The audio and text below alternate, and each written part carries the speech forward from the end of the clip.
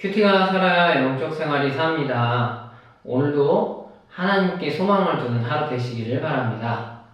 오늘은 6월 26일 금요일입니다. 하나님께서 우리에게 주신 말씀은 나훔서 1장 9절에서 15절입니다.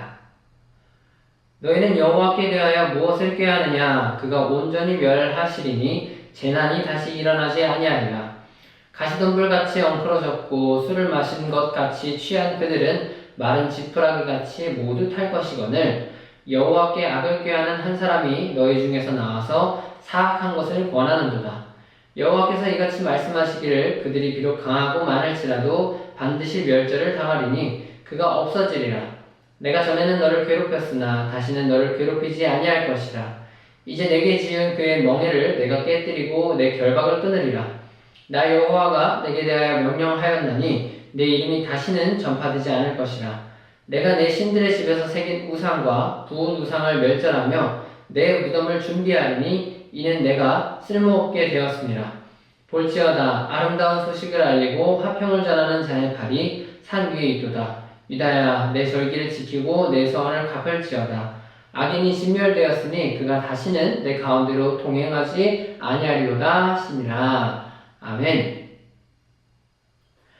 오늘 우리는 나훔서를 읽었습니다. 우리가 읽은 말씀은 두 가지로 구성이 되어 있는데요.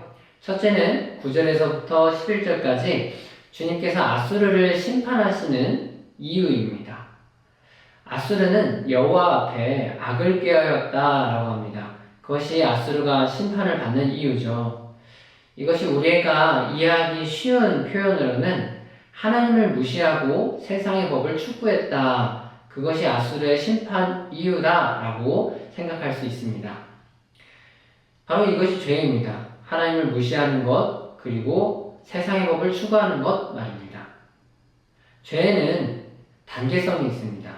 하나님께서는 처음에 사람이 죄를 짓고 사람이 죄인으로서 살아간다면 그 사람에게 바로 심판을 주지 아니하십니다. 하나님께서는 먼저 징계를 통해서 그 사람을 돌리시기를 원하시죠.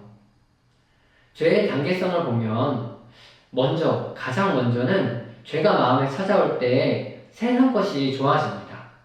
세상 법이 좋아지고 세상 문화가 좋아집니다.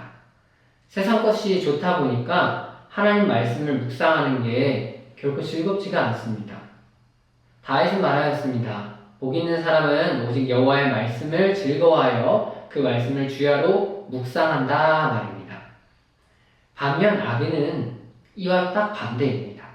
세상 것이 좋으니 세상을 즐거워하여 주야로 세상을 묵상합니다. 세상을 좋아하고 세상을 묵상하면 사람의 마음에는 자연스럽게 하나님의 말씀이 멀어집니다. 그리고 말씀이 멀어지면 그 마음에 자리 잡은 세상의 영 때문에 하나님의 말씀에 불순종하는 단계로 이어집니다. 하나님 말씀에 대한 불순종은 하나님이 그 사람에게 직접 주신 말씀에 대한 것도 있지만 이것은 세상에서 주장하는 가치관이 맞다고 인정하는 것입니다.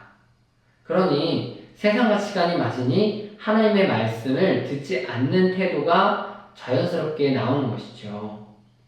이렇게 하나님 말씀에 대한 불순종은 이미 하나님이 마음에 없다라는 생각이 자리 잡았기 때문에 나오는 것입니다.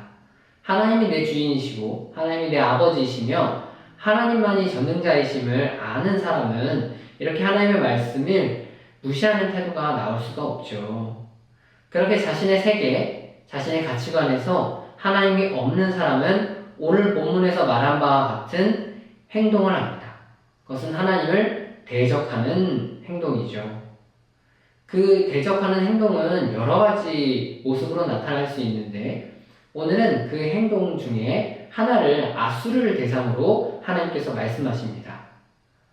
이 말씀은 주를 믿는 사람에 대한 핍박입니다.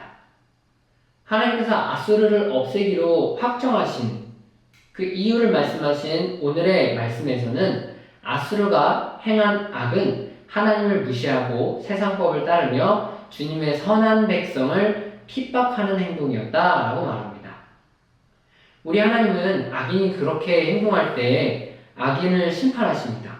그러면서 동시에 하나님을 믿는 사람에게 놀라운 은혜를 베푸시는 것이 오늘의 두 번째 내용입니다.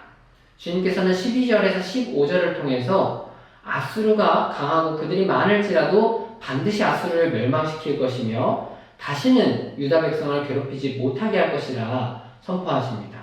그러면서 아수르가 유다 백성에게 지은 모든 멍에를 깨뜨리고 유다를 결박한 모든 것에서 주님께서 끊어주신다고 말씀하십니다.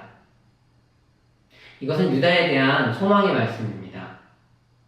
그리고 이런 소망은 그리스도인이 볼 수 있습니다. 그리스도인은 이 시대를 하나님의 말씀을 통해서 알게 되는 사람입니다. 그리고 그 말씀을 통해서 알게 되는 근거에는 하나님이 우리에게 주신 그 성령님을 통한 깨달음이 있어야 합니다. 당시 나움과 같은 고대 근동에 사는 사람들이 대제국의 내면이 어땠는지, 시대가 어떤 흐름으로 가고 있는지 사실 알 수 있는 방법은 없습니다.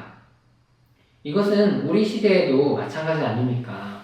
이렇게 정보가 많은 시대에 우리나라가 정확히 어떤 방향으로 가고 있는지, 세계의 열방이 그들의 내면이 얼마나 썩었는지, 어떤 방향으로 가고 있는지 이 정보가 많은 세대에도 알 수 있는 방법은 없습니다. 어느 시대에나 오직 하나님만이 시대를 정확히 알고 계시고 하나님이 시대를 주관하고 계십니다. 우리는 그 하나님을 믿으며 살고 있을 때 때로는 시대가 그리스도인을 핍박하는 때가 찾아오더라도 소망을 발견하게 됩니다. 그것이 하나님이 주시는 성령을 통한 메시지입니다. 나훔서가 기록되었을 당시 아수르는 유다에게 재앙과 같은 존재였습니다. 하지만 하나님의 말씀을 받은 자들은 그 상황에서 오늘 말씀과 같이 선포할 수 있습니다. 15절 말씀을 보시면 볼지어다 아름다운 소식을 알리고 화평을 전하는 자의 발이 산 위에 있도다. 아멘. 이렇게 기록합니다. 이미 하나님의 아름다운 소식이 저 멀리 산을 넘어서 달려오고 있다. 우리가 그것을 본다고 말입니다. 그러니 성령의 감동을 통해 말씀을 듣는 유다 백성들은 어떨까요? 아수르가 이렇게 강한 시대에도 하나님의 소망이 지금 우리를 향해 달려오고 있구나. 이것을 보고 놀라운 은혜를 경험한 사람은 당시 아수르가 끊임없이 핍박하고 괴롭혀서 삶이 피폐하더라도 산 위에 있는 주님의 아름다운 소식을 보게 됩니다. 그러면서 생각이 사망과 핍박과 괴로움에서 소망으로 바뀌게 됩니다. 어느 시대에나 괴로움이 있고 어느 시대에나 괴로운 삶이 있습니다. 하지만 놀라운 주님의 말씀은 어느 시대에나 소망을 명확히 제시하시고 보여주십니다. 우리가 성령의 은혜를 알고 신앙생활을 하는 사람이라면 주님이 주시는 그 소망을 찾으시고 발견하시기를 바랍니다. 이 소망의 메시지를 받으시기를 바랍니다. 예수가 함께 하시는데 우리가 소망이 없이 살 수는 없습니다. 그러니 이 시대에 각자의 삶에 주님이 주시는 소망을 찾으시고 마음과 생각이 소망으로 바뀌시기를 간절히 바랍니다. 주님은 소망이십니다. 오늘도 그 소망의 하나님을 바라보며 사시기를 주님의 이름으로 축복합니다. 기도하겠습니다. 주님, 아수르의 나움을 통하여서 메시지를 선포하셨고 유다 백성이 이를 듣게 하셨습니다. 주님께서는 언제나 소망을 더하시며 언제나 주님께서 능력을 베푸시는 분이시기 때문에 너무나도 피폐한 환경에서도 소망의 하나님께서 그 소망을 발견하게 그리고 바라보게 하셨습니다. 우리 시대에도 마찬가지입니다. 주님께서 우리의 삶의 능력이시고 소망이시지만 삶이 피폐하고 세상을 바라보게 하였을 때 세상이 우리를 압제하는 경험도 할 것이고 세상이 우리의 삶을 가로막는 것도 경험할 수 있습니다. 하지만 그 상황에서 놀라운 주님의 소망을 발견한다면 우리의 삶은 명확히 달라짐을 고백할 수 있으니 주님께서 우리의 삶을 변화시켜 주시는 그 놀라운 소망의 말씀을 허락하여 주시옵소서. 감사합니다. 예수님의 이름으로 기도합니다. 아멘. 이제 말씀과 기도 제목을 가지고 함께 기도하겠습니다.